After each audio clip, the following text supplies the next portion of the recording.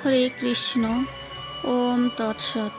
ওম নমো ভগবতে বাসুদেবায় নমঃ। আজকে আমি আপনাদের সম্পূর্ণ বাংলায় গীতা পাঠ ও গীতার মাহাত্ম্য শোনাব।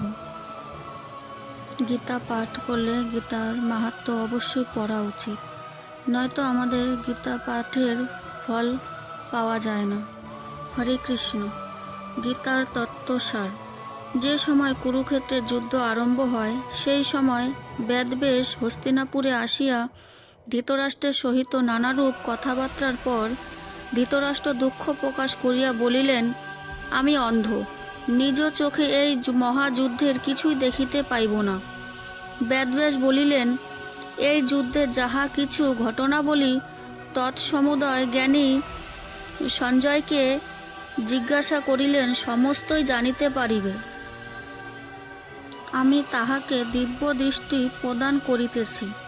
তাহার ফলে সঞ্জয় গৃহে বসিয়া সমস্ত যুদ্ধের ঘটনা দিব্য চক্ষে দেখিয়া তোমার সকল প্রশ্নের উত্তর দিতে পারিবে। ইহা বলিয়া তিনি তপবনে চলিয়া গেলেন। আমরা গীতা বা ভগবদ্গীতা যাহা দেখিতে পাই, তাহা স্বয়ং ভগবান শ্রীকৃষ্ণের মুখের বাণী। কুরুক্ষেত্রে উপস্থিত আত্মীয় স্বজন দেখিয়া যুদ্ধে বিরত অর্জুনকে শ্রী ভগবান যে উপদেশ প্রদান করিয়াছিলেন, তাহার নাম গীতা। সঞ্জয় ব্যাসবেদ কৃতর্ত দিব্যদৃষ্টি লাভ করিয়া তাহাকে প্রাসাদে বসিয়াই ধৃতরাষ্ট্রকে যাহা বলিয়াছিলেন, আমরা তাহা প্রকাশ করিতেছি। প্রথম অধ্যায়ে অর্জুন বিষাদযুদ্ধ। প্রথম অধ্যায়ে অর্থাৎ গীতার সূচনায় যে ঘটনা ঘটিয়াছিল তাহা প্রকাশ করিতেছি।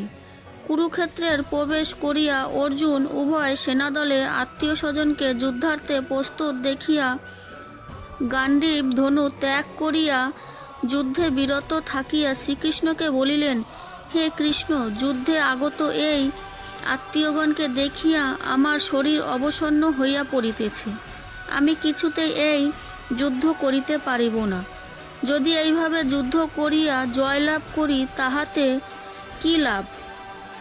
কুলক্ষয় করা পাপ। তাই তোমায় আমি মিনতি করছি, আমায় এই পাপ কার্য নিয়োজিত করিয়া নাও। হরে কৃষ্ণ।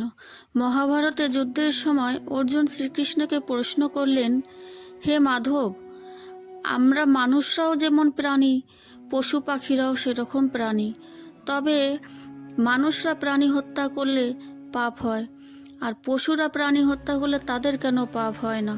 শ্রীকৃষ্ণ বলিলেন, হে কেশব, মানুষের বিবেক আছে আর পশু পাখিদের বিবেক নেই। একটা সাপ যেমন একটা মানুষকে কামড়ালে সেই মানুষের যদি মৃত্যু হয়, তার কোনো পাপ হয় না। একটি বাঘ যদি আরও পশু হত্যা করে তাদের ভক্ষণ করে, তাহলে তাদের পাপ হয় না।